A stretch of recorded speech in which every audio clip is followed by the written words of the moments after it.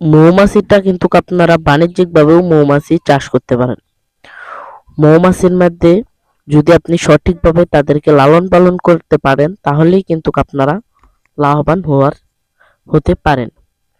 তাহলে দেখেন, এই দেখতে পাচ্ছেন মৌমাছির একটি বক্স।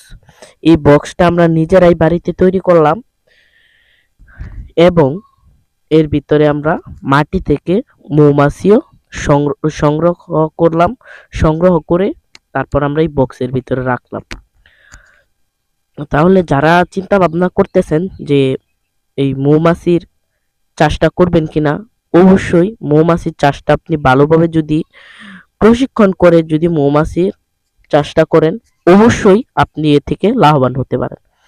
অবশ্যই এর প্রথমে আপনাদের কাজটা করতে হবে, আপনারা মৌমাছির যে প্রশিক্ষণ দেয়, যেখানে মৌমাছি যে লালন পালনের যে শিখায়, সেই জায়গায় আপনাদেরকে এটা শিখতে হবে।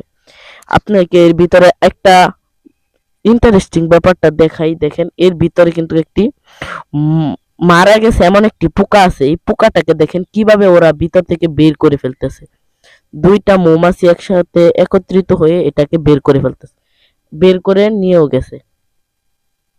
আর এটা আমরা অনেকে জানি না এই বক্সটা আমরা কিরকম জায়গায় রাখবো।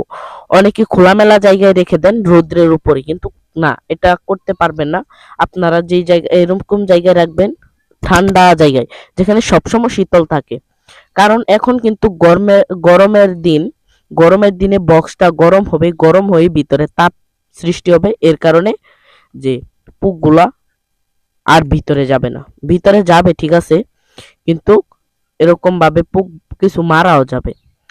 আর আমরা এর মধ্যে জেনে নেই পোকের খাবার কি। পোকের খাবার কি? এই যে মৌমাছি, এই মৌমাছি পোকার খাবারটা হচ্ছে যে কোনো মিষ্টির শিরা বা চিনি জাল করে নিবেন। চিনিটা জাল করে নিবেন, কিন্তু এভাবে চিনি গুলাই নিলে হবে না। চিনিটা পরিমাণ মতো জাল করে নিবেন। জাল করে নেওয়ার পর আপনারা এই মৌমাছির সামনে একটি বাটি দিয়ে, বাটির মধ্যে দিয়ে রাখবেন।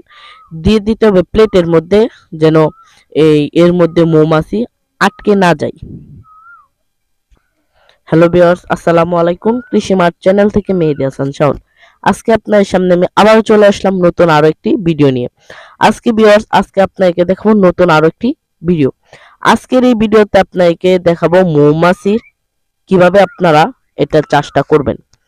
মৌমাছির চাষটা করতে গেলে সবার প্রথম আপনাদের প্রশিক্ষণ করতে হবে। মৌমাছি ধরার প্রশিক্ষণ নিতে হবে এবং এর খাবার দাবারের প্রশিক্ষণও সবগুলো নিতে হবে। সবগুলা নিয়ে তারপরে কিন্তু আপনার এই চাষের মধ্যে নামতে হবে। এই দেখেন, এই যে মৌমাছিগুলা দেখতে পাচ্ছেন, আপনার শুধু মৌমাছি ধরতে হবে না, মৌমাছির যে প্রধান, সেই মৌমাছি প্রধানটাকে ধরে নিয়ে আসতে পারেন। মৌমাছির প্রধানটাকে যদি এই বাক্সের ভিতরে বন্দি করে নেন, তাহলে কিন্তু আর এই মৌমাছিগুলো যাবে না, এই বাক্সের মধ্যেই কিন্তু প্রবেশ করবে। এই বাক্সের মধ্যে তাদের প্রধান যেখানে যাবে, তারাও ওই জায়গায় চলে যাবে। তাদের প্রধানটা যদি মারা যায়, তাহলে তারা অনেক পোকা আছে, মোম পোকা আছে যে প্রধান আবার তাদের বাসার মধ্যে আবার ফোটায়। অনেক পোকা পারে না, তার কারণে এই মৌ পোকাগুলা একাই থাকতে হয়। আর দেখেন, এই যে মৌপুক, এই মৌপোকাটিকে আপনারা সবার প্রথম আপনাদের করতে হবে একটি ঠান্ডা স্থানে রাখবেন। ঠান্ডা স্থানে রেখে আপনার এটা এই চাষটা করবেন। আমরা প্রথম এই যে দেখেন, আমরা এই বক্সটা আমরা বাড়িতেই বানিয়েছি। এই প্রথম আমরা আগেও আমরা এর চাষ করছিলাম। দুইটা বাক্স ছিল, সে বাক্স থেকে এই এর যে প্রধান রানী, সেই রানী মারা যাওয়ার ফলে তো পোকাগুলোকে টিকাতে পারি নাই। এই কারণে আমরা আবার নতুন করে শুরু করছি। এইগুলো আপনার খুবই যত্ন সহকারে লালন পালন করতে হয়। আবার খেয়াল রাখবেন যেন পিঁপড়া না উপরে উঠতে পারে। এই দেখেন, নিচে কিন্তু অনেক পিঁপড়া দেখা যাচ্ছে। দেখেন, পিঁপড়া চলাফেরা করছে। এই কারণে এই গোড়ায় দিয়ে দিলাম কেরোসিন। কেরোসিন তেলের গ্যাসের কারণে আর কিন্তু পিঁপড়াগুলি উঠতে পারতেছে না। এই দিকগুলো খেয়াল করবেন। আর একে মিষ্টির শিরা এবং চিনি দিয়ে শিরা তৈরি করে এদেরকে খাবার দিবেন। তাহলেই কিন্তু আপনাদের হবে। আর এদেরকে ঠান্ডা আবার হঠাৎ করে দেখবেন 10টা 11টার দিক দিয়ে পোকা একদিন হঠাৎ করে বের হচ্ছে, বেরিয়ে আবার কিছুক্ষণ জিরানোর পর রেস্ট নেওয়ার পর আবার এই বক্সের ভিতরে ঢুকে যাবে। এ নিয়ে টেনশন করবেন। এই ছিল আজকের এই ভিডিওটা। আপনারা সকলে সুস্থ থাকবেন, পরিষ্কার পরিচ্ছন্ন থাকবেন। আসসালামু আলাইকুম।